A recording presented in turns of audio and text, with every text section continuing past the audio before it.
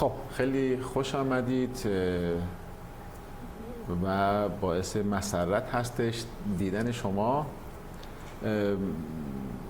امروز خوشحالم که در خدمت خانم گلریز خاتمی هستیم برای ارائه کار خودشون که عنوانش هم همین چیزی هستش که اینجا میبینید که بررسی آثار نقاشان زن ایرانی هستش توی دهه‌های 70 و 80 شمسی. ما یه واقعیت اجتماعی رو که واقعا باید در نظر داشته باشیم این هستش که از یه لحاظی شاید بگیم که یک خوششانسی هستش که در دوره هستیم که زنان ایرانی تحولاتی رو دارن رقم میزنند که شاید توی بستر تاریخ طولانی کمتر این اتفاقات افتاده.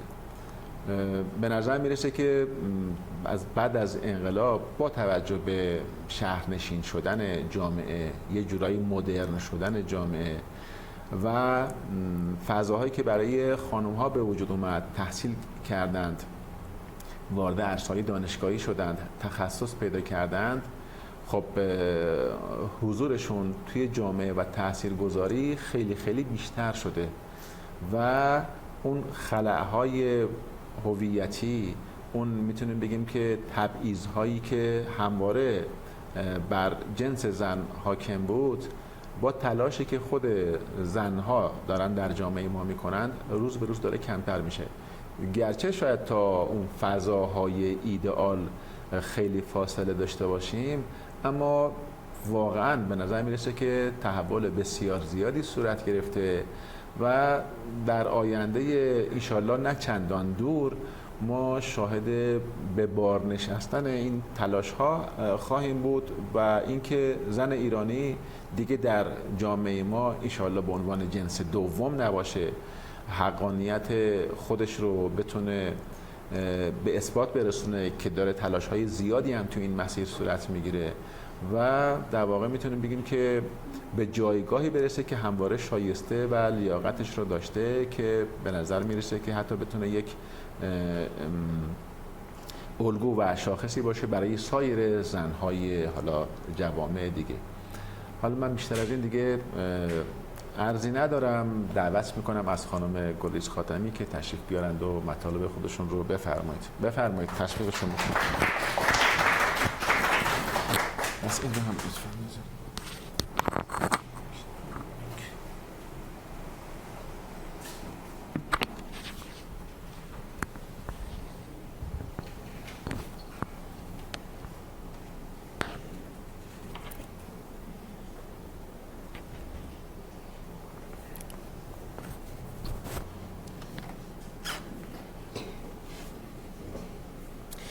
خب سلام، خیلی خوش آمدین. مرسی که تشریف آوردین و پیشاپیش از صبوریتونم ممنونم. امیدوارم که برای شما اونقدری هم که برای من جذاب بوده این مباحث جذاب باشه. همونطوری که استاد گفتن توی کاری که من داشتم برای پایان نامه، تحولات اجتماعی که رخ داده توی دهه 70 و 80 که میشه بعد از انقلاب و جنگ 8 ساله در واقع روی آثار نقاشی زنان به صورت ویژه بررسی کردم. اگر بخوایم که این تحولات رو به صورت خیلی خلاصه تیتروار بگیم که حداقل دستمون بیاد که چه تحولاتی رخ داده به صورت کلی، اینجوری باید شروع کنیم که بعد از جنگ خب خسارت ها خیلی زیاد بوده، یه افتی داشته و شروع میکنه جامعه به بازسازی و تحولاتی رخ میده تو این زمینه. دولتی که میاد سر کار تمرکزش رو میذاره رو توسعه اقتصادی، کابینه‌ای رو تشکیل میده از فنسالارها، آدمای مهندس، اونایی که تخصص کار رو داشتن که بازسازی کنن، شرایط اقتصادی رو بهتر کنن. بنابراین یه طبقه متوسطی شکل میگیره، اوضاع اجتماعی و اقتصادی جامعه بهتر میشه و افراد یه توانایی مالی رو دارن که اصلا برن سراغ هنر، به هنر فکر کنن. بتونن مخاطب هنر باشن، بتونن یاد بگیرن اینو. و خب این شرایط ویژه‌ای رو برای هم مخاطب هم هنرمند ایجاد میکنه. از طرف دیگه رشد جمعیت داریم، یه جمعیت زیادی از جوانایی که بعد از انقلاب اومدن توی جامعه، خواسته های متفاوتی دارن، سلیقه های متفاوتی دارن، دیگه اینا باسوادن، مثل قبل نیستن که مثلا سطح سوادشون کم باشه، آموزش عالی رو کسب کردن، دانشگاه رفتن، تحصیلات آکادمیک در واقع میشه بگیم.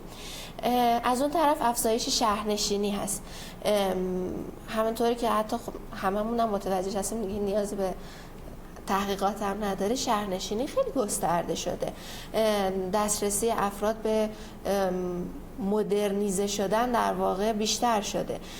از طرف دیگه گسترش مخابرات، تلفن، تلویزیون کانالاش تعدادش افزایش پیدا میکنه، سریالایی که دوبله میشه از تلویزیون پخش میشه و خب باعث میشه مردم با فرهنگ غرب حتی آشنا بشن یا جاهای دیگه.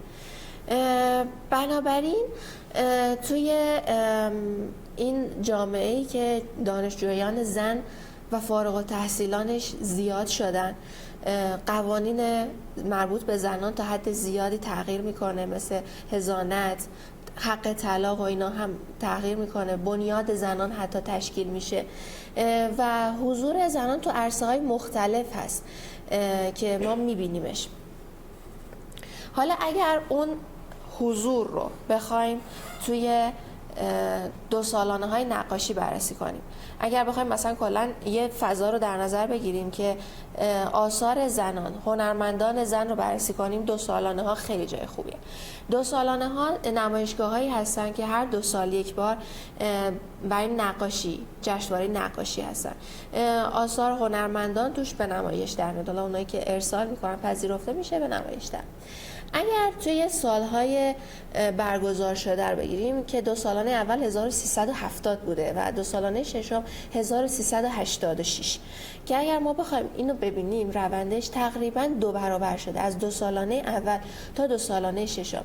این یعنی زنان حضور خیلی پررنگی رو داشتن، یعنی اینکه در مرحله اول اصلا اینا وارد بازار هنر شدن، یعنی چه اینکه بخوان فقط حضور خودشون رو اثبات کنن، نه اینکه بخواد حالا مثلا بخواد بگه من چه عمل کردم، فقط حاضرم اینجا.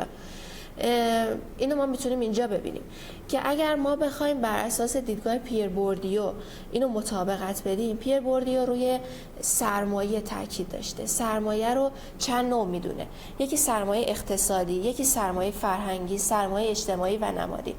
تصور کنید توی جامعه‌ای که طبقه متوسط رشد زیادی داشته، خب وضع مالیش بهتر شده، سرمایه داره، میتونه اینو خرج کنه، آثار رو بخره، بخونه، اصلا ببینه آثار رو مثلا باش مواجه بشه.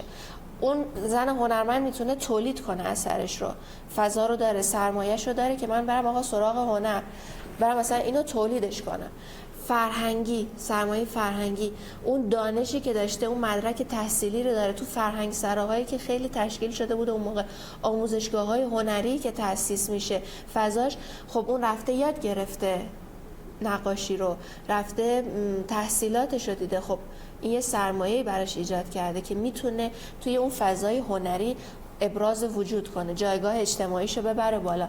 اجتماعی و نمادین، اجتماعی اون شبکه‌ها و روابطی که داره، مثلا خب میتونه اون حضوری که داره خب دسترسی‌های مختلفی بسازه، خودش رو ارائه بده. نمادین هم خب مشروعیت اجتماعی داره، به عنوان یک زن هنرمند یک نماد هست، میتونه فعالیت کنه. توی این میدان هنری زن میاد رقابت میکنه، خودش رو با تولیدات هنریش میاد میگه که من هستم، جایگاهمو میخوام ببرم بالا. حالا اگر بخوایم این تحولات رو توی خود آثار نقاشی ببینیم، یه پیشفرضی قرار میدیم برای گرایش هایی که توی نقاشی هست. گرایش های نقاشی رو حالا فارغ از این که جمع چقدر اطلاعات دارن راجع به نقاشی، هر سوالی هم که بود توی توضیحات اگر نبود بپرسید، فضای گفتگویی باشه، درک کنیم دقیقاً چجوریه. گرایش های نقاشی دو دسته هستن، گرایش های سنتی، گرایش های مدرن، که حالا مدرن میتونه بازنمایی باشه یا انتزاعی باشه که در ادامه توضیح میدم. گرایش های سنتی همونجوری که توی ذهن اکثرمون میاد، شاید بگیم مینیاتور. مینیاتور یک نمونه بارز سنتیه که ما حالا میتونیم به اسطوره، آقا چیز داره دیگه، بازگشت داره، میتونه اسطوره رو بازنمایی کنه، خطوط روان داره، اون پرسپکتیوی که نگارگری های ایرانی داره و معروف هستن، میاد از اونها استفاده میکنه و این گرایشی بوده که به ما بهش میگیم مثلا گرایش سنتی. و گرایش مدرن، گرایش مدرن با فاصله گرفتن از اون سنت ها و نگارگری ها میاد بیان شخصیش، تکنیک های نو، تاثیر از هنر غرب، چیزی که خب قبلا نبوده. ما میخوایم وارد بازار بشیم، بیان جدیدی رو داشته باشیم که گرایش های مدرن میتونه دو دسته باشه، یا میتونه بازنمایی باشه یا میتونه انتزاع باشه. انتزاع و بازنمایی رو هم الان بخوایم تعریف کنیم، انتزاع فاصله گیری از بازنمایی هست، یعنی تقلید صرفه، اینکه ما چه چیزی رو پیرامونمون میبینیم و بخوایم به تصویر بکشیم و میذاریم کنار. انتزاع داریم از رنگ، خط، فرم، چیزهایی که شاید ما الان مثلا این نقاشی رو ببینیم، شاید مثلا کسی نگه که من الان دارم منظره میبینم، نتونه بگه من دارم یک فیگور میبینم، شاید هم حتی بتونه بگه میبینم، ولی اون ذهن خودشه. نقاش چیزی رو به ما نشون نداده. بفرمایید. گرایش های سنتی نو سنتگرا رو قید کرده بود. آره، نو سنتگرا جلوتر که بریم نمونهش رو میبینیم. باز نقاش میاد با نگاهی به این آثار سنتی یا موتیف هایی که داریم، الگوهایی که داریم از سنت، یه تأثیری میگیره ولی خیلی نگاهش نوعه. یعنی ما به سختی میتونیم مینیاتور یا این چیزی که الان اینجا دارید میبینید و تو آثار ببینیم.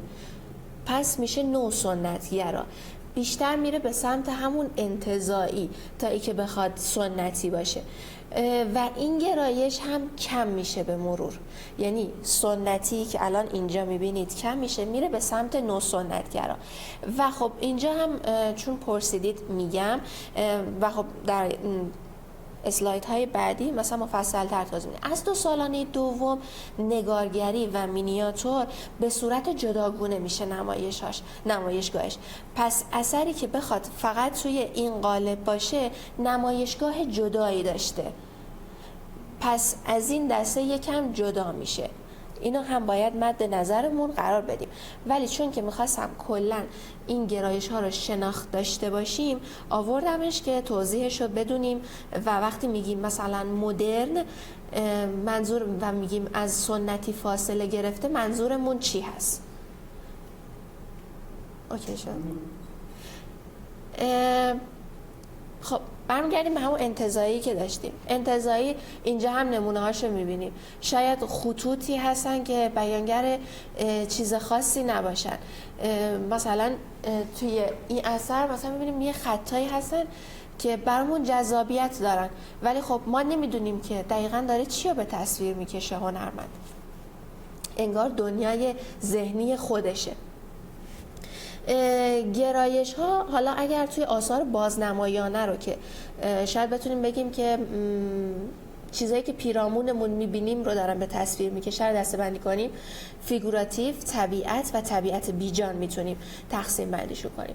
فیگوراتیو بازنمایی بدن انسانه که حالا میتونه از واقع گرایانه تا تحریف شده این سیر رو داشته باشه. توضیح دادم که از بازنمایی تا انتزاعی یه طیف هست که ما نمیتونیم بگیم یه اثر حتی کاملا بازنماییه، چون حالا هر چقدر نقاش با دقت و ظرافت بیاد تیکه تیکه بکشه، ما نمیتونیم بگیم که این دقیق در آورده بازنمایی رو. انتزاع هم چطور میتونیم بگیم که این از هیچ چیزی از بیرون نداشته، نهایتا آقا رنگش رو که از بیرون برداشته، پس این یه بازنمایی رو هم نهایتاً درون خودش داره.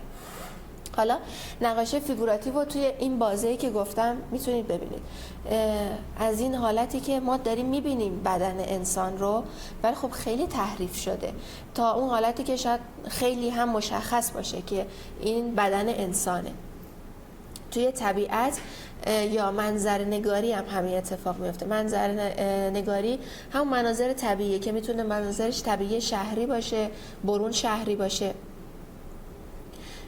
اینجا هم باز توی دو سالانه ها آثار میبینید. مثلا کار وسط رو که ببینید میبینید که قاعده و قوانین بازنمایی کم به هم ریخته، یعنی چیزایی که میبینیم شاید پرسپکتیوش کم به هم ریخته باشه. اون چیزی که ما در طبیعت میبینیم نیست الزاما، ولی میتونیم بگیم منظر است، میتونیم بگیم طبیعت. توی طبیعت بیجان اشیا بیجان مثل گل، ظروف، ابزار، اینا رو به تصویر میکشن که تاکیدشون روی ترکیب بندی، نورپردازی، بافته. توی اینا هم مثلا میبینیم که روی کردن میتونه متفاوت باشه. حالا این تحولاتی که رخ داده توی جامعه، توی نموداری که توی دو سالانه ها بوده کاملا میتونیم ببینیمش. توی مرحله اول میبینیم، اگر نمودار سبز رو ببینیم، آثار بازنمایانه هست، آبی انتزاعی. بازنمایان اول کار زیاد بوده. چرا؟ چون یه سری افراد کلا وارد بازار هنر میشن و اولین کاری که میکنن چیه؟ بازنماییه. شروع میکنن اون چیزی که پیرامونشون میبینن رو بکشیدن و این شروع حرکت یه هنرمنده. و خب هر چی میره به سمت جلو، وقتی میخواد سلیقه‌شو ابراز کنه، وقتی میخواد بگه آقا من دیگه تحصیلات آکادمیک دارم، من سرمایه دارم، من میفهمم از هنر یه چیزی که بقیه نمیفهمن، میره به سمت انتزاعی. یعنی میخواد بگه من خوانشی که از اثر هنری دارم متفاوت هست با اون کسی که تازه وارد کار هنر شده، پس فاصله میگیره، انتزاع رو به افزایش میره. که از منظر بوردیو گفتیم اون کسی که سرمایه‌اش زیاد میشه میاد از ساختارهایی که خیلی دم دستی شاید بگیم، پیش پا افتاده بگیم، اینا هست، فاصله میگیره، میخواد بگه که من متفاوتم. از منظر گیدنز هم همینطوره. اون میگه که هنرمند یا زن هنرمند در واقع وقتی سرمایه‌اش زیاد میشه، وقتی این تحولات اجتماعی رخ میده، دیگه از اون نقش سنتی خانه‌دار، اون چیزایی که اطرافش میبینه فاصله میگیره، میخواد شرکت کنه توی یک گفتمان جهانی. پس چیکار میکنه؟ میتونیم بگیم که میره سراغ انتزاع، چیزی که شاید حتی اگر یک غربی هم بیاد مثلا اثرشو ببینه بتونه اثرشو بخونه، میتونه بفهمتش. و اون آثار بازنمایانه‌ای که گفتیم، فیگوراتیو، منظره و طبیعت بیجان، توی نمودار اگر ببینیمش میبینیم که به صورت کلی آثار فیگوراتیو توی همه دو سالانه ها درصد بیشتری داره. چرا؟ چون زن میخواد بگه که من هستم، میخواد هویتش رو بروز بده، چون فرصتی در اختیارش قرار داده شده که بگه آقا من هستم، پس میاد بیشتر بدن خودش یا اطرافیانش حضور تأثیر گذارش رو میخواد بگه، پس میره سراغ فیگوراتیو. و طبیعت بیجان که موضوعهای دم دستی تری بودن شاید بخوایم بگیم، کنار میذاره، روندش کاهشیه. شاید مثلا اینجا ببینی ولی به صورت کلی روند کاهشی داشته. اینا همون چیزاییه که گفتم در واقع، ولی به صورت کلیدی اومده. پس مشروعیت فرهنگی توی میدان هنر، اینکه تجربه زیستش رو بخواد هنرمند بگه، اونا رو دیدیم توی گرایش های فیگوراتیو، توی پیشرفتی، روند رو به رشدی که داشتن دیدیم. و همون باز تعریف خودش، زنی که با تحولات رخ داده میخواد خودش رو دوباره توی جامعه تعریف کنه. حالا از یه بعد دیگه هم ما میتونیم آثار رو بررسی کنیم، این که چه محتوایی دارن. خب یه اثر رو ما نگاه میکنیم، میتونیم ازش برداشت مذهبی داشته باشیم، میتونیم یه واقعه سیاسی و تاریخی داشته باشه، میتونه اجتماعی باشه. طبیعت گرایانه باشه، اسطوره سنتی باشه، روانشناختی باشه مثلا، یا فرمال انتزاعی، که حالا ما از نظر محتوایی آثار بررسی کنیم. آثار مذهبی یه روایت دینی داخلشون هست، مثل چیزی که الان دارین در تصویر میبینید، افرادی که دارن زیارت میکنن. این نمودارش رو توی 2 سالانه ها دارید میبینید، کاهشه تقریبا توی 2 سالانه 5 و 6 نیست دیگه، این آثار نیستن. میبینید این آثار، میبینید توی خیلی به وضوح میتونیم ببینیم اصلا اسم اون اثر فاطمه زهرا هست. چرا؟ چون هنوز تحت تاثیر انقلاب ارزش‌های دینی هستن، ولی خب با فاصله گرفتن از انقلاب و جنگ ارزش‌های مذهبی هم کم میشه، تحصیلات زیاد شده، گرایش اون جوونا به روشنفکری است، به عقلگرایی است، پس ارزش‌های دینی کم رنگ میشه. خب ما هم داریم تو 2 سالانه ها میبینیم کمتر هم سراغش میرن دیگه. مثلا حتی ایدئولوژی هم نیست، برای تبلیغ هم لازم نیست که مثلا هنرمند الزاماً بره سراغ این کار. صفحه قبل لطفا میاری این چی شده که توی 2 سالانه سوم یه پیک زیادی زده؟ آیا دلیل واضح کنم؟ کلا 2 سالانه دوم و سوم تعداد آثار پذیرفته شدهش خیلی زیاد بود، یعنی حجم نمونه‌ای که داشتن خیلی زیاد بود. یکی از دلایلش احساس میکنم این باشه که حجم انگار آثاری که پذیرفتن زیاد بوده و خب طبیعی بوده که این اتفاق رخ بده. توی 2 سالانه اول خیلی تعداد محدود بوده، احساس میکنم خیلی گزینشی تر بوده تا اینکه بخواد تو 2 سالانه دوم و سوم، ولی 2 سالانه دوم و سوم انگار جامعه آماری بیشتری هست تا 2 سالانه اول.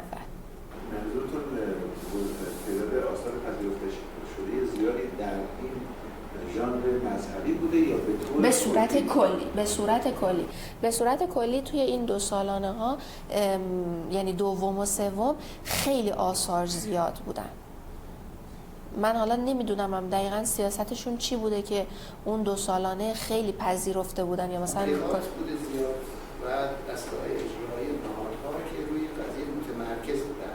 عملاً موضوع انقلاب و ایدئولوژی توی این دوره خیلی زیاد بود. اصلا کنید که نه یه تعریفی داره، نه چهره‌ای داره، نه حتی مرقتی مشخصه، فقط سیاهیه. ارزش دینی، انقلاب اسلامی دیگه. این 2 سالانه سوم میشه تقریبا چه سالی؟ 76. باشه این نمودار شما الان 2 سالانه اول رو 0 میشه.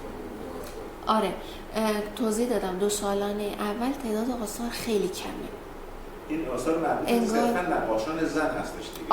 آره این آثار صرفاً اینو تاکید کنم آثار چاپ شده در کاتالوگ های 2 سالانه. هر 2 سالانه یک کاتالوگ داره که آثاری که مثلا پذیرفته شدن، مدعوین و اینا. من کل آثار رو زنان رو برداشتم و اونجوری بررسیش کردم که زنان سراغ چه موضوعاتی رفتن، چه محتواهایی رفتن. تأثیر جایزه‌های جشنواره‌ها رو آثار هم میشه در مثلا انتظار هنرمند اینه که این ژانر اگه وارد شه مثلا ممکنه به‌وجود بشه. خب این هم میتونه تاثیرگذار باشه. هنوز بیسی از انقلاب و اینا وجود داره توی سال 70، ولی خب وقتی میره به سمت 80 دولت اصلاحات میاد و خب مثلا میان یکم فضا رو بازتر میکنن، خب به طب اونم میذاره کنار دیگه، سراغ ارزشاش نمیره. الان گفتم که موضوعات دینی دیگه شاید براش توجیهی نداشته، اصلا میگه مخاطب داره، نه شاید دلیل این داشته باشه که بتونه سرمایه‌ای کسب کنه، صرفا میخواد مثلا دیگه دلیلی نداره. عملا توی سیاسی و تاریخی هم روند تقریبا همینه. سیاسی و تاریخی آثاری که وقایع تاریخی رو میگن. یه حجمی از آثارم بوده که خب مثلا همینطوری که الان داریم میبینیم مثلا تبلیغ جنگه، تحت تاثیر جنگه، مثلا خب میخواد روحیه مقاومت رو تو جامعه ببره بالا، حالا مثلا جنگ رو ما حتی زیبا نشون بدیم. خب اینم یکی از دلایلی بوده که مثلا خب میرفتن سمتش، ولی خب با فاصله گرفتن از التهاباتی که بوده توی جنگ و اینا فاصله میگیره. حالا جالب اینجاست که توی مضمون اجتماعی هم خیلی روند کاهشیش خیلی شدیده. مضمون اجتماعی اینه که وقایع اجتماعی که دور برمونه، حالا فارغ از این که یعنی سیاسی نباشه، الان توی این تصویر مثلا یه سری فقط کارگر روزمزد مثلا به تصویر کشیده هنرمند، بازنمایانه هست دیگه، مثلا سراغ اتفاقاتی که دور و برش میفته. مثلا توی تصویر بعدی این مثلا این نمیدونم چقدر میتونید توی تصویر ببینید، مثلا اومده 33 پلو کشیده، مثلا به صورت کلاژ چیزای اجتماعی رو به تصویر کشیده، مثلا وقایعی که داره، چیزایی که تو اجتماع وجود دارن مثلا ریز کشیده. یا اون بغلی مثلا یک نون پختن یه زن که یه واقعه اجتماعی هست و اومده به تصویر کشیده. اینم به مرور کم شده. چرا؟ چون همون که گفتم هنرمند زن میخواد دیگه بگه که اینا مسائل دم دستی و پیش پا افتاده است، اینا چیزایی که همه میفهمن، من برم سراغ یه چیزی که جایگاهمو بالاتر نشون بده، هویتمو جور دیگه ای نشون بدم، تغییر سلیقه‌مو نشون بدم. پس از صرفاً چیزایی که میبینیم میاد فاصله میگیره. توی روند طبیعت گرایانه هم همینه که ما اگر بخوایم صرفاً زیبایی طبیعت رو نشون بدیم، هرچند که مثلا حالا اومده تحریفش هم کرده ولی فاصله میگیره از اینم، یعنی حتی نگاه تحریف شده رو هم فاصله میگیره هنرمند زن، میاد چیزای پیچیده تری رو سعی میکنه ارائه بده. اون اسطوره سنتی که گفتم الان اینجا یه نمونهش رو میبینید که نو شده، در واقع همون نگاه سنتی رو در واقع ما داریم، ولی نمیتونیم دیگه بگیم که شبیه کارهای نگارگری قدیمیه یا مینیاتوره، ولی از اون تورنج یا اون فیگوری که بوده یه الهامی انگار گرفته. اینم کم شده. اینجا هم یه سری تعداد آثارش رو مثلا میتونیم ببینیم، یه نگاه کاملا نو هست به اون سنت، اسطوره‌ای که قبلا بوده. اینا هم دو تا دلیل داره روند کاهشیش، یکیش همین که جدا شده دو سالانه های مثلا کلا به صورت جداگانه، یکی هم همون تغییر گفتمان هنر به سمت نوگرایی، فردگرایی، فرمال و انتزاع. حالا بیایم روانشناختی و ذهنی رو ببینیم. وقتی که میگیم زن رفته سراغ خودش، هویت خودش، تجربه زیسته خودش رو میخواد بیان کنه، پس روانش و ذهنش نمودارش رو به رشده، یعنی اون اتفاقی که درونش میفته خیلی بیشتر به سمتش رفته. الان میبینید توی هر کدوم از این آثار یه انگار مثلا میشه که روانشناسی تحلیلش کنید. مثلا یه زنی که یه نگاه خیره داره بهمون توی فضای درونی خودشه که حالا مثلا تکه تکه هست. شاید مثلا اگر ما یه نگاه روانشناسی دقیق حتی رو تک تک این آثار داشته باشیم کلی حرف داشته باشن برای زدن. مربوط به چه دوره‌ای هست؟ اینا همشون یعنی دو سالانه چه سالایی هست؟ یعنی مربوط به چه سالایی هست؟ این اثری که الان هست مال 2 سالانه ششم، آخرین 2 سال 86.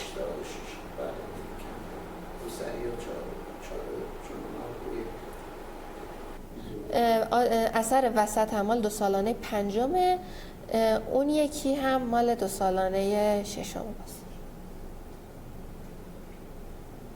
یعنی کاملا مثلا این توی اثر وسط مثلا این چهره‌ای که افتاده تو آینه می‌بینید بیانای ذهنیه بیشتر، انگار می‌خواسته مثلا یه چیزایی از خودشو بگه، یه چیزایی که توی روان خودش بوده،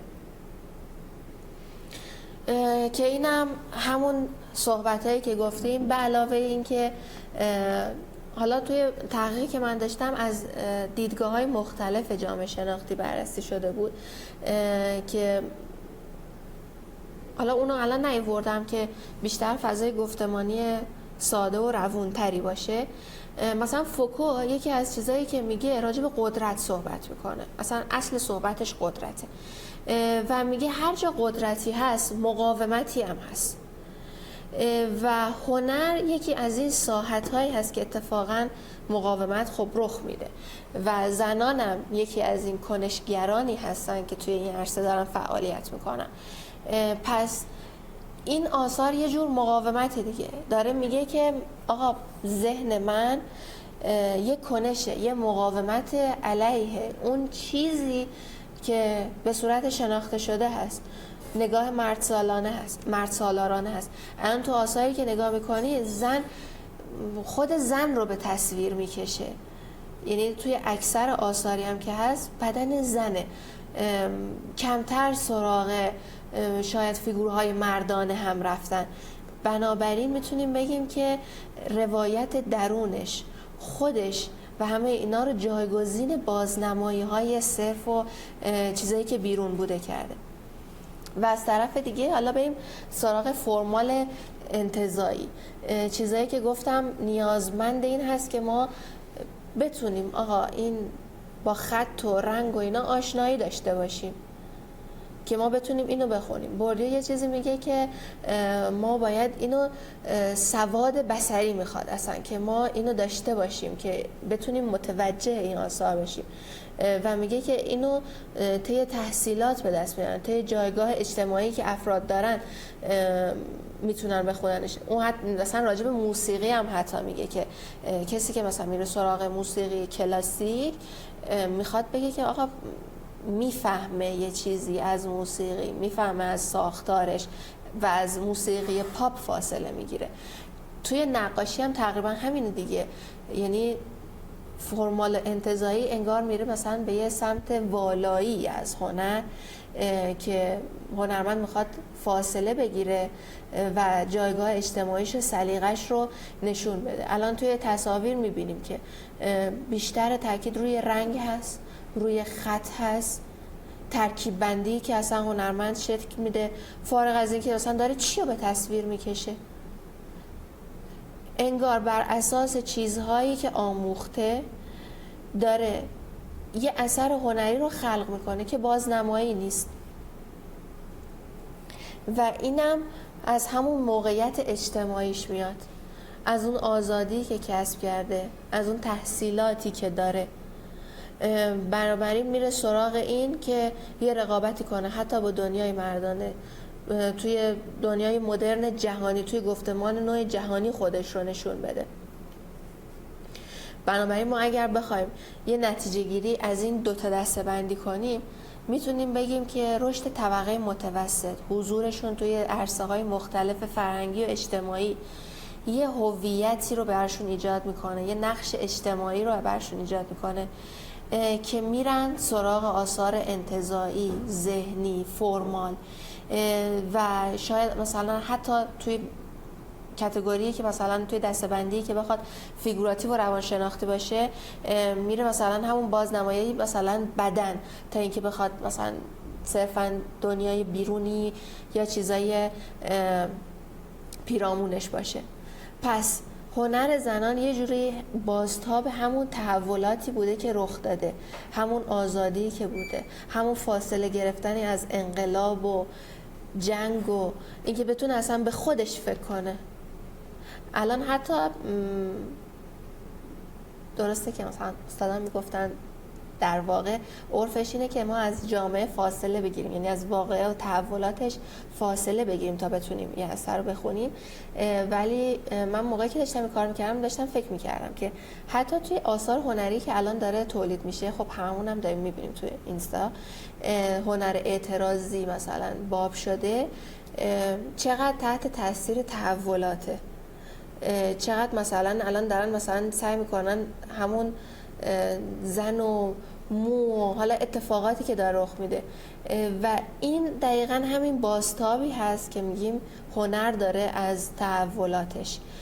و اگر داریم میبینیم اونجا بیشتر رفته سراغ خودش، یعنی یه فضایی باز شده بوده، انگار که هنرمند زن یه نفسی بکشه، آقا اصلا بره سراغ انتزاعی، بره سراغ گرایش‌های روانشناختی، ذهن خودش یک کنش فرهنگی داشته باشه. از لحاظ محتوایی هم همینطوره، کاهش مضامین دینی، سیاسی، تاریخی.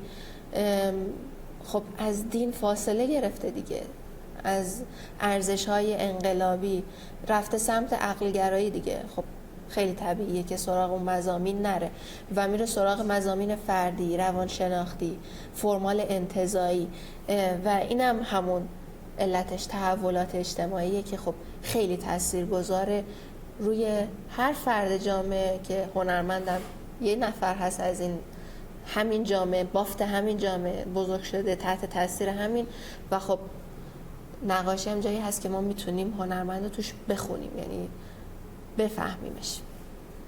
حالا خانم من چند تا مسئله رو بگم در واقع به بحث میذاریم. یکی این که شما یه مثلا دوره 16 سال 15-16 سال رو بررسی کردید. خب اگه قرار باشه که از دوره 2 سالانه اول تا دوره 2 سالانه ششم بودیم اینقدر تغییر شدید یک زجه به صورت گرفته باشه، این میتونه خودش یه آسیبی حساب بشه. به عبارت دیگه اگر یه جامعه امکان پذیر هستش که توی یه دوره 16 ساله از حالا به قول شما فیگوراتیو و بازنمایی برسه به اون انتزاعی که مثلا ما آخر کار نشون دادید، آیا این نمیتونه خودش یک تحول بسیار سریع و به همون اندازه که بسیار سریع هستش خطر آفرین، مخاطره آمیز؟ چرا؟ چون به نظر میرسه بیشتر از اون که هضم کرده باشه که چرا داره این اتفاق میفته، بلکه انگار یه جورایی مثلا حالا هولی از یک مسیری وارد یک مسیری شده. اگه این سوال لطفاً به من جواب بدید. اینا چیزایی نبود که ما توی اون جلسه پایان‌نامه با هم داشتیم، ولی خب الان تو به اون و بعدش هم یه مسئله دیگه از یه زاویه دیگه بررسی بکنیم. اصلا چه قاعده‌ای وجود داره، چه مقیاسی وجود داره که بگیم هر چقدر که به سمت انتزاعی شدن رفتن یعنی مدرن شدن؟ آیا این رو ما نمیتونیم اینطوری تصور بکنیم که انگار عملاً این نظام، حالا اسمش رو نمیخوام خیلی اسم کلمه سرمایه‌داری رو بگیم، این نظام سرمایه‌داری هستش که داره همه یک شکل میکنه و میگه که اگر قرار باشه که ذهن‌ها هم شبیه همدیگه بشن، بهتر هستش که سلیقه‌ها هم شبیه همدیگه بشن. شما خودت توی صحبتت گفتی که اگه یه فرد خارجی هم بیاد با این نقاشی‌ها رو روبرو باشه میفهمتش. خب این داره تاکید میکنه اتفاقاً نگاه آدورنو رو که داره میگه که این روندی که داریم پیش میریم یکسانسازی سلیقه‌ها هستش، یکسانسازی ذائقه‌ها هستش و به همین اندازه اتفاقاً اون تنوع انسانی رو داره زیر سوال میبره. اصلا یه جوری دیگه این قضیه رو مطرح بکنم، اینی که مثلا ما به همین داریم میگیم که بله مضامین مذهبی و دینی توی مثلا 2 سالانه‌های اولی زیادتر بود و بعد میگو فروکش کرد.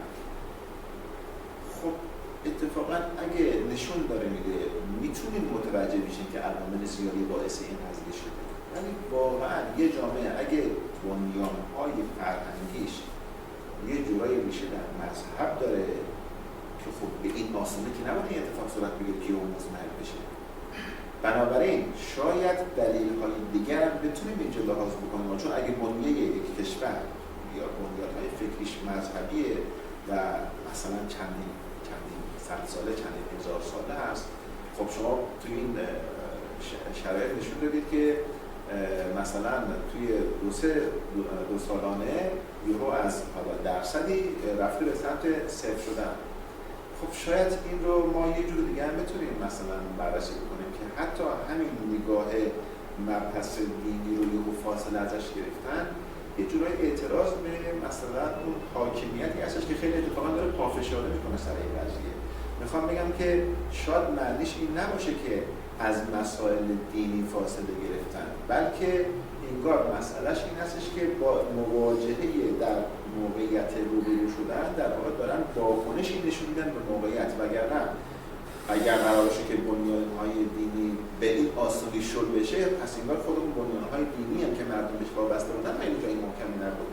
ضمن اینکه ما هنوز هم داریم ببینیم بالاخره اون گرایش‌های مذهبی به طور کلی دینی در جامعه حضور داره، فقط شاید شکلش عوض شده باشه، شاید یه گرایش‌های دیگه‌ای رفته باشه. بنابراین اینا مسائلی هستش که بدون که نظر شما نکات جالبیه، یعنی منم بهش فکر کردم. اول اینکه وقتی که خب یه سری عوامل رو به نظرم بررسی میکنیم، خب اگر بخوایم همه جوانب و اینا رو بررسی کنیم، خب این یک چیزی خیلی وسیعه، یعنی یک مثلا ساختار جامعه به نظر من طبق چیزایی که خوندم که خب خیلی کم هم هستن، اولش هستم، یعنی چیز زیادی هم نمیشه بگیم میدونم، خیلی وسیعه. یعنی یک جامعه رو مثلا نمیشه بگیم حالا یه عامل، دو عامل، سه عامله. مثلا خود فوکو میگه یه مثلا قدرت فقط اون نظام حاکمیت بالای سر که نیست. قدرت مثلا از همون خانواده‌ای که خب پدر و مادری که خب قدرت دارن رو بچه، تا میریم مدرسه، تا نظامای دیگه، توی تک تک این ابعاد قدرت وجود داره. پس من نمیتونم مثلا فقط بگم که حکومت و اینا، خیلی از عوامل دیگه تاثیر داره. و اگر حتی از دیدگاه‌های جامعه شناسی دیگه هم بررسی کنیم، خب عوامل خیلی زیاده. از این ور ما باید در نظر بگیریم که جامعه ایران واقعا به همین سرعتی که ما داریم تو 2 سالانه ها میبینیم داره تغییر میکنه. یعنی از انقلابی که رخ داده، جنگی که شده، بعد از جنگ اومدن اصلاحات، بعد از اصلاحات که دوباره اومدیم رفتیم توی دوره احمدی نژاد و افتادیم توی برجام و اصلا یه روند دیگه، بعد دوباره یه انقلاب دیگه بعدش اومده تو سال 98، بعد دوباره یه انقلاب دیگه زن زندگی آزادی. یعنی واقعا تو جامعه ما همینقدر داره سریع پیش میره. حالا این که آسیب زننده هست به هنر یا این که نیست، خب قطعا آسیب زننده است، چون هنر به نظرم یه ساحتی هست که خب باید فارغ از، درسته که تحت تاثیر شرایط اجتماعی است، ولی خودش باید فرصت بروز داشته باشه. یعنی برای اینکه بتونیم اون هنر نابی رو داشته باشیم که حتی کسی مثل آدرنو بهش اشاره میکنه که باید همواره هنرمند مثلا در حال تولید اثر هنری باشه، باید همواره مثلا جدایی ایجاد کنه با چیزی که هست، اون چیزی که شیء شده مثلا میگید. ولی خب وقتی که انقدر داره تحولات رخ میده، انگار هنرمندم مجالی نداره که بخواد اون اثر نابو ایجاد کنه. یعنی از نظر من طبق چیزایی که مثلا خوندم، اون تحولات، یعنی حتی الان مثلا فرض کنیم یه هنرمند بخواد فارغ از اتفاقاتی که داره دور و برش میفته، خب فشار اقتصادی هست، بحران‌های اجتماعی هست، همه اینا بخواد خودش رو جدا کنه، میتونه؟ نمیتونه. یعنی انقدر رو تک تک افراد جامعه تاثیر داره که هنرمندم هست نمیتونه جدا کنه. یعنی از نظر من که نمیتونه جدا کنه. اگرم بخواد جدا کنه، شاید حتی بتونیم بگیم که اثرش پذیرفته هم نشه، چون جامعه که انقدر توی تحولاتش غرق شده، یه اثر حالا مثلا خیلی خاص جالب و چیزا ببینه شاید نتونه بخونتش، بنابراین میفته توی این تحولات از نظر من. و خب این تحولات هم داره پیش میره و این فضا رو ایجاد میکنه براش. از آخرین مطلبی که فرمودید من تکرار سراغ بدم به این صورت که موضوع یکسانسازی حتما تو همه جا داره اتفاق میفته، توی موسیقی هم داره اتفاق میفته، در سراسر دنیا. این یکسانسازی تقریبا شاید یه فرمی هست برای اینکه هر کسی بتونه جهانی تر خودش نشون بده. اما از اینکه اون تحولات اینقدر پرشتاب داره پیش میره، 2 تا موضوع هست. یکی این که با پایان یافتن جنگ اون فنر فشار آزاد شد و تحولات بعد از اون هم دیگه هر کسی به عنوان رئیس جمهور میومد دیگه نمیتونست اون در واقع موضوع رو به اون شکل نگه داره. بعد وارد مراحل بعدی که شدیم تقریبا موضوع سوشال میدیا هم خیلی مؤثر هست، یعنی در واقع فضای اینترنت تاثیرگذار بوده روی هم سلیقه ها، هم این که به نوعی انتخاب جدید. از این که حالا موضوع دین رو می‌فرمایید، این خب حداقل 4000 سال قبل از میلاد دین بوده دیگه. حالا اون شریعت همچنان توی دو تا سه تا دین همچنان دنبال میشه، اما دین در گذشته به سراغش میرفتن. الان دین ناخودآگاه سراغ آدم میاد، یعنی هر جا میرید در هر شرایطی دین میاد سراغ و از جهتی هم به لحاظ اینکه دستوری هست و حکومتی هست، مردم به بعضی مواقع اگر دیده باشید یه انتخابایی میکنن، انتخابای هیجانی هست توی جامعه. مثلا یه هنرمند فوت میکنه، این هنرمند توی زمینه موسیقی هست، یه شناخت عمومی دارن بهش، یه نسبتی هم قبولش دارن، دوستش دارن، اما در مقابلش اگر یه شخصی که موضوع مذهبی داره فوت میکنه، برای که لجبازیشون رو به اون نشون بدن میرن سراغ این که حالا یه تشییع جنازه خیلی وسیعی میگیرن برای یه خواننده. این یه جورایی مردم انگار حالت پینگ پوینتی دارن رفتار میکنن، اگر بهشون بگن بکنید نمیکنن، بگن نکنید میکنن. ببخشید. نه خب دقیقاً همین چیزیه که، یعنی چیزی که شما میگید همون چیزی که فوکو میگفت، هر جا قدرتی هست مقاومتی هم هست. یعنی اون یه استایلی اصلا نوشته بوده این خانش فوکوی رو بهش آره یعنی چیزی که میگید دقیقاً وجود داره، ولی اینکه یه نکته‌ای که فرمودن گفتن که آیا مثلا بیس مثلا اعتقاداتی اینقدر ضعیفه که خب مثلا اینقدر راحت کنار گذاشته بشه. یکی از دلیلاش خب همینه که گفتم و خب اشاره هم شد، مبارزه است دیگه، لجبازی، میخواد مقاومت کنه. یکی دیگه هم اینه که بر اساس چیزایی که من متوجه شدم حتی توی غرب هم این روند اتفاق افتاده. از اون چیزایی که توی تحت تاثیر کلیسا باورهای مسیحی بوده، خب اونا هم خیلی فاصله گرفتن و گذاشتنش کنار، چون یه پیکی بوده که خب کلیسا می اومده میگفته که خب آقا این سرمایه برای هنرمند، تو برو تولید کن، ما میخوایم و میخریم. ولی خب بعد از اونا هم رنسانس اتفاق میفته و فاصله میگیرن و خب اون عقلگرایی یه جنبه دیگه‌ای میشه از باور افراد و یه چیز دیگه‌ای که توی جامعه ما هست، ما روند اونا رو دیدیم و خب یه جورایی تقلید هم داریم. اینا هم ما باید در نظر بگیریم که ما متوجه رنسانس اونا بودیم و انگار میخوایم زودتر اینو به زودتر بریم، یعنی این عقلگرایی و جهانی شدن رو سریعتر کنارش گذاشتیم، رفتیم جلو. ببخشید من در واقع فرمایشون درسته، این روندی که اتفاق افتاده خب واقعا اتفاق افتاده. منظور اینه که آیا مسیر رو درست رفته یا نه؟ اولی سازه کنه درست رفته. یعنی اینکه اصلا شما دارید میگید که نهایتاً سیر تحولی که صورت گرفته اینگار از فیگوراتیو، از بازنمایانه داریم میریم به سمت انتزاعی.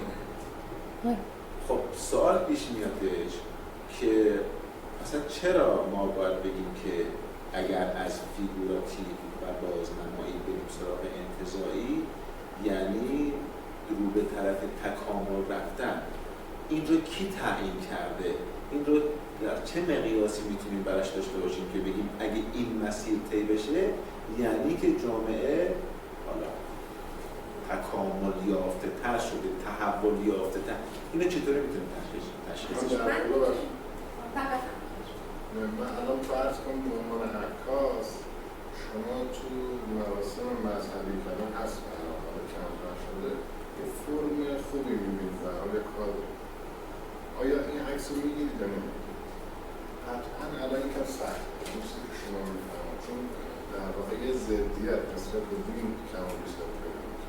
منتها بحث اینه که هنرمند آیا باید پشت سر جامعه باشه، همراه با جامعه باشه یا جلو باشه؟ این نکته‌ای که من خودم شاید جواب منظور نکنم. ما الان دقیقاً چیزی که شما فرمودید تغییرات مسائل اجتماعی دقیقاً همین تغییرات هم ما توی چیزی می‌بینیم. تو بحث اجتماعی ما الان به نقطه مطلوبی نرسیدیم که به فرمایش آقای دکتر هم همینه، یعنی شاید شده مد مثلا انتزاعی فرمان و هیچ کس هم دیگه جرئت نمی‌کنه. حتی ما خود هنرمندان اگه کسی الان برگرده مثلا سراغ مینیاتور، به نظر شما کار خوبی یا نه؟ در واقع هنر محدودیتی نداره، هنرمند میتونه برگرده سراغ بحث سنتی. بیشتر منظورم اینه، یعنی فرمایش شما درسته این تغییرات، ولی آیا تغییرات به نقطه مطلوب رسید یا نه؟ اینو خیلی مهمه که اینو بدونیم که ما به نقطه مطلوب نرسیدیم. تغییرات درسته، مطابق تغییرات اجتماعی هم هست، ولی هنری که اینقدر اسیر تغییرات اجتماعی باشه شاید منجر به هنر نابی که خودتون فرمودید نشه. یعنی یه تعداد افراد با جرأت تو هنرمندان باشن برن فارغ از این ارتجاج‌های اجتماعی کار خودشون بکنن. منظورم یا اصلا یه جور دیگه بگیمش قضیه رو ببخشید. نه اصلا ببین مسئله اینجاست، اتفاقا وقتی که وارد مسئله انتزاعی میشیم اتفاقا جا برای شارلاتان ها باز میشه. منظورم چیه؟ یعنی اینکه دیدید دیگه، شما دیدید که ما توی این روند مثلا سیر تحول غرب هم دیدیم، توی این اکسپرسیونیسم انتزاعی مثلا یکی از کارهایی که میکرد یک هنرمند این بود که حالا یا خودش یه مدلی رو مثلا مدل میرفت توی اتاق رنگ، توی رنگ بعد لفت، بعد مثلا یه تابلوی روی این چرخ می‌خورد و بعد این رو میکردن اثر هنری. یا مثلا یه هنرمند دیگه اصلا میگفتش که من مثلا خدای آبی هستم، رنگ آبی، و به طور کلی به آبی یک جایگاه ویژه‌ای قائل بود. حالا نقاشی‌هاش چی بود؟ شما حتما نقاشی‌های کلوین کلاین رو دیدید. آبی یعنی تابلو سراسر فقط آبی هستش که وقتی که در مقابلش قرار می‌گرفتیم میگیم ما که چیز نمی‌تونستیم، یعنی ما که منظور مخاطبه که فقط آبی هستش. اما به نظر میرسه که جایگاه اجتماعی، موقعیت اجتماعی، یعنی اینی که طرف توی آمریکا هستش به واسطه رشد اقتصادی که توی آمریکا شده، نمیدونم میخواد در واقع بعد از اینکه جنگ جهانی دوم تموم شده، ببخشید من این مسائل دارم میگم خدا کنه که برای دیگران سرمایه فرهنگی، اقتصادی، سیاسی داره میره از اروپا به آمریکا و حالا آمریکا برای اینکه بخواد بگه که آقا علاوه بر تکنولوژی، علاوه بر علم، علاوه بر اقتصاد بازار، من تو مسئله هنری هم سرآمدم، بنابراین یه سری هنرمندان مطرح میشن. اکسپرسیونیسم انتزاعی نهایتا ریشش توی همون اروپا شکل گرفته. خب وقتی که مواجه باش میشیم انقدر انتزاعی هستش که نهایتا انگار توی این موضوع قرار میگیریم که خب ما نمیفهمیم، مثلا این چیزی داره، ولی به هر کسی هم که میگی، اونم نهایتا تهش میگه که ما نمیفهمیم، دنیایی داره. و یا یه سری تعاریف اگه بکنن، تعاریفی هستش که لغزانه، خیلی خیلی لغزانه. واقعیتش هستش که حتی نقاشی‌های ارتقا یافته مثل جکسون پولاک که به شکل پاشیدنی داره میریزه، که بعضی‌ها حالا میان اینو میرن فهم کنن که از توش یک مناسبات انگلیسی و ریاضی در بیارن، عملاً اینم باز اینوار فشار یا نمیدونم تأکید برای اینکه بتونیم مفهومیش بکنیم، بگیم آقا این حتما ارزشی داره. من اصلا توی این موضوع قرار نمیگیرم که بگم این ارزشی داره یا نداره، چون جامعه هنری اونجا پذیرفته که این ارزش داره، ولی نهایتا وقتی که با این نقاشی روبرو میشیم انتزاعی هستش و چون در یک بستری شکل گرفته به اسم آمریکا که خواسته توی همه چیز اول قدرت بشه، این رو هژمونیک کرده برای سایر جاهای دنیا. اگه قرار باشه که هنرمند میخوای بشی، بیا به طرف انتزاعی چیزی بکش که انگار ما به ازای سریع بیرونی نداشته باشه. چرا؟ چون این به تو وجهه میده، این به تو اعتبار هنری میده، این تو رو وصل میکنه به در واقع جامعه هنری که بگیم به لحاظ الیت جامعه شده. میدونید خب اصلا خود این نوع نگرش آیا قابل نقد نیستش که بگیم که آقا اصلا چه اساسی اگه قرار باشه که ما به سمت انتزاع پیش رفتن، یعنی بروزتر شدن، یعنی اعتبار هنری پیدا کردن، یعنی آیا واقعا ما نمیتونیم نقاشی شکل دیگه فیگوراتیو یا هرش بازنمون به هر شکلی بگیریم به اعتبار هنری پیدا بکنه؟ چرا نمیشه؟ اگر قرار باشه که یه کسی تبحر خودش رو در بیانی که داره میده با انتزاعی میتونه انجام بده، یه کسی دیگه هم میتونه به شکل فیگوراتیو انجام بده، چرا این دوتا رو ما این یکی رو هنر فرهیخته بدونیم، این یکی رو هنر پست‌تر بدونیم؟ این سوالی که دارم. نمیخوام حتما توی جواب قانع کننده، ولی به عنوان سوال مطرح میشه که ما ذهنمون بره به سمتی که چه پاسخ قانع کننده میتونه بشه. من میتونم اول صحبت کنم.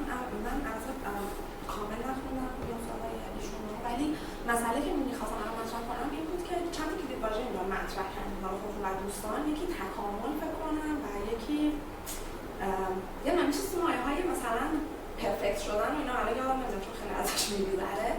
مسئله اینه که من خیلی با این نگاه تاریخ نگارانه موافق‌ترم که چرا همیشه باید وضعیت حال حاضر ایران رو به صورت دوره گذار بررسی کنیم و اصلا چرا باید در مورد این صحبت کنیم که آیا این آثار به تکامل رسیدن یا نه. کما که من تو صحبت ایشونم اصلا این حس رو نگرفتم که سوگیری دارن به نسبت به کارهای قبلی یا کار جدیدتر، حالا اگه که هست اصلاح کنید. مسئله اینه که این روند همیشگی انگار از سنت به مدرنیته رو انگار ما گفتن و ما توش موندیم، در صورتی که حالا اون چیزی که ابراهیم توفیق بهش میگه تعلیق زمان حال، من به نظرم میرسه که به جای اینکه نگاهمون مدام به غرب باشه، شاید بعد یه جاهایی نگاه کنیم ببینیم خب الان چی داریم. ضمن اینکه من میخوام اضافه کنم که سال 84 فکر می‌کنم آخرین 2 سالانه هست که بررسی شد، 86. حالا اصلا ندارم این اینترنت به این صورتی که ما الان داریم و مثلا نقاش‌ها میتونستن دسترسی داشته باشن، دسترسی نداشتن. و اتفاقا به نظر من اینجا یه بحثی که مطرح میشه و شاید علتش این باشه، یکم بحث طبقه مطرحه، چون تو صحبتاتون اضافه کردیم که اون حالت فرمالی که داشته انگار یه خورده حالت الیت داشته، حالت نخبه گرایانه داشته و اون باز از نظر سرمایه من به نظرم رسید که اصلا معطوف به طبقه است تا معطوف به میتونیم از این زاویه هم بررسیش بکنیم. به عبارت دیگه انگار کسی نقاشی انتزاعی داره میکنه که جزء طبقه متوسطی هستش که تقریبا به لحاظ موقعیت اقتصادی وضعیت مناسبی داره. ببخشید من جواب شما دقیقا همینجوری هست. پست مدرن اتوبوسیه که وقتی که راه افتاد همه رو سوار کرد، یعنی سنتی رو سوار کرد، کلاسیک رو سوار کرد.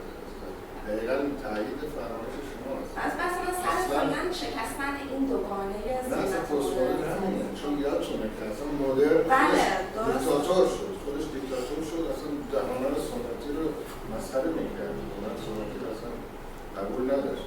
ولی پست مدرن همینه و همه تو هنر اصلا نمیشه با هنرمند قالب داد. میشه مگر فرض کنید که من یا شما یا هر کسی دیگه به مینیاتور علاقه داریم، مگه میشه قالبی یا نه؟ تو حق نداری. اصلا هنر همین که شما میفرمایید هیچ کسی رو نمیتونه رد کنه که بگه چی بهتر. من فکر کنم منظور شما همین این سیر تحول و از نظر اجتماعی شما بررسی کردید که شاید یه راه مبارزه است که خب اینو حالا میشه بحث کرد. آره ببینید من که کلا روندی رو که گفتم صرفا یک گزارش بود، یعنی شاید بیشتر بهش بگیم مثلا شرح وقایع، گزارش چیزی که اتفاق افتاده از جوانبی که به نظر من اومده و تونستم بررسی کنم. خب خیلی جوانب دیگه هم همونطور که استاد گفتم ممکنه وجود داشته باشه، یا اصلا یه بحث دیگه هم که مطرح بود این بود که آقا اصلا کسایی که این آثار رو دارن انتخاب میکنن که توی 2 سالانه ها مورد پذیرش بشن هم تاثیر دارن، اونم یه فاکتوره.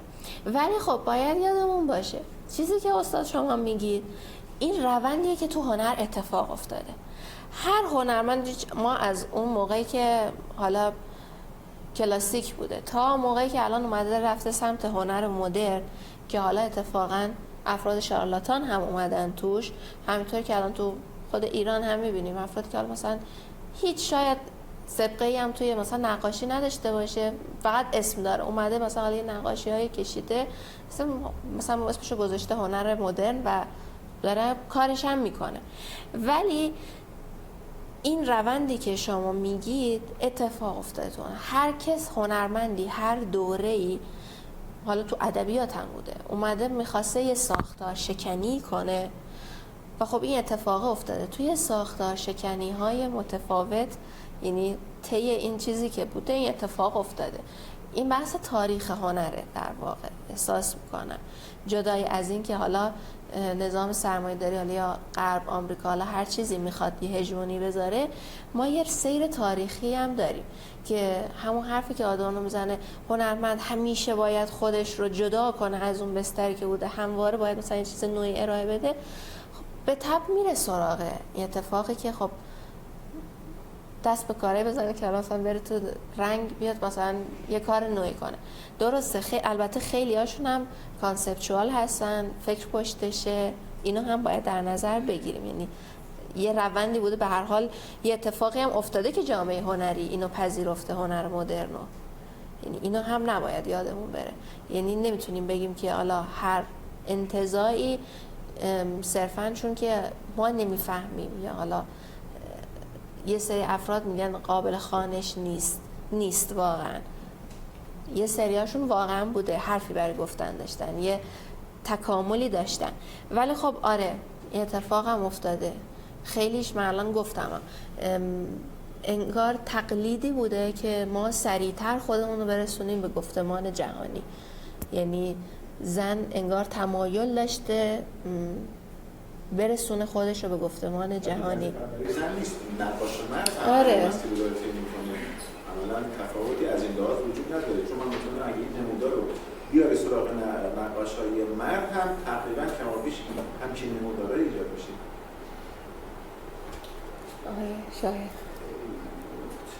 خیلی ممنونم، بالاخره اول خیلی خانم